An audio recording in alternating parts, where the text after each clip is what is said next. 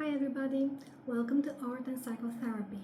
Today I will be discussing how we manage to break the ice in presenting creative and expressive techniques to people who are less motivated by it, or to people who are far away from this creative expression.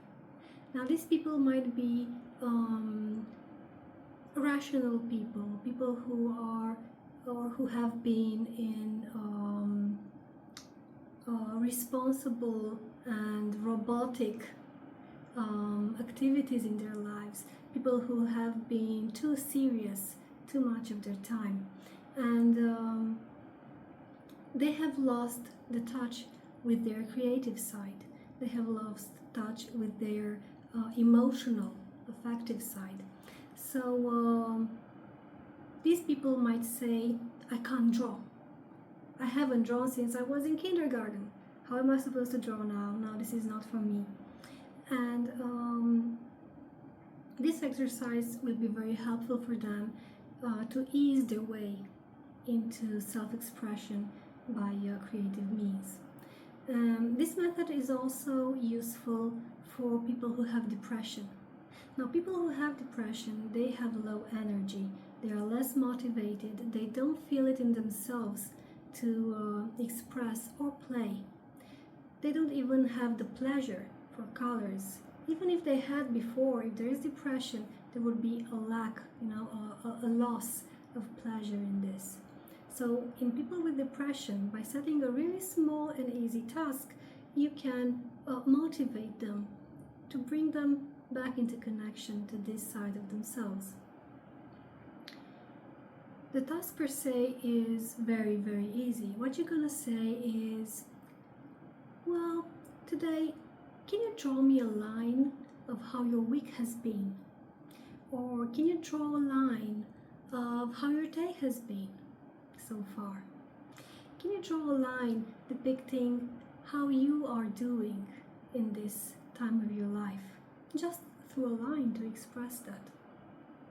And if they have no ideas about how the line should be, then you can offer several details. You can inspire them and say, well, it can be a curved line, it can be a zigzag, it can be a straight line, it can be a sharp and pointy line, it can be a broken line, why not? It can be made of dots. It can be a line that you draw from left to right or from right to left. And it can cover how much of the page you would like to. So given this freedom and these ideas, usually people already feel inspired by it to say, okay, so I'm going to show you my day. I'm going to show you my day in a line. And now I'm going to practice it myself so you can see how it works. And before that, I should also mention that you can do this with children as well. You can ask them, how was your day at school? Or you can ask them, can you draw a line of how your day has been so far? And I have had the surprise to see 7-year-old children, 8-year-old children drawing a line and depicting when they felt good and they were really cheerful, and when they were disappointed and very low, and they were marking the days and the moments of the day, when they were the parents with the grandparents at school, when they had a fight with a colleague and so on, and their line was winding, when they had expectations and when they were disappointed and so on. So it's a very, very good practice for insight, and we are going to practice this together as well right now. For this exercise, you can use any instrument for drawing or coloring, and the more colorful the better. So I'm going to choose one for me. I'm going to choose the blue, and I'm going to show you how my day was so far. So I'm going to try to be really spontaneous about it and not think too much. And if your client ever says, I don't know where to start, you're just going to say, it's okay, just start anywhere. So I'm going to go really intuitively about this. My day and my day. Okay, Now the drawing doesn't have to be very long or very thoughtfully done. It is enough to have it in a way that is intuitive for you. And the next thing you want to do is to ask the person, what would the title of your drawing be? And I could write a title for it. I would say, well, for today, I would say it is The Path of the Heart. And I'm going to write it here.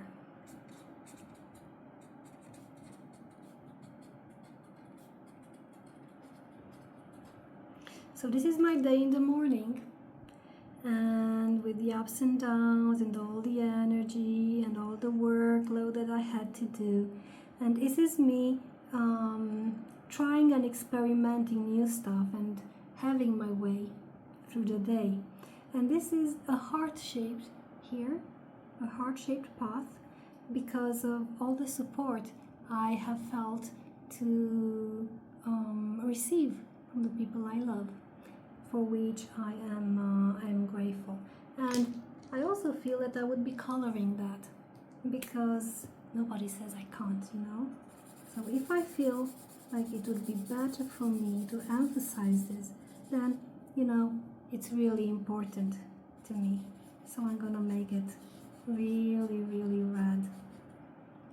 So this is the path of the heart for me. Now, another question you can ask is, how would you describe your line objectively? And I would say it is winding, it is fluid, it is soft. And if you were to describe it subjectively, how does it make you feel? What feelings does it carry for you? I'd say, well, it carries love. It carries experimentation. It carries trial and error, which for me leads to learning. This is the imperfect path, but is also a really heartfelt one. So, as a last step, you could ask the person to breathe deeply and connect to whatever the person feels is important in their drawing, and really connect to the associations that show up and the themes that show up. And for me, the theme would be, I am making my path. I am making my steps forward, even though I make mistakes. And I feel supported. I feel encouraged. And even though I might be imperfect, I feel gratitude. So I think this is a very important theme for me that shows up in association to this. And I'm going to write this down as well. I'm going to say here love and gratitude.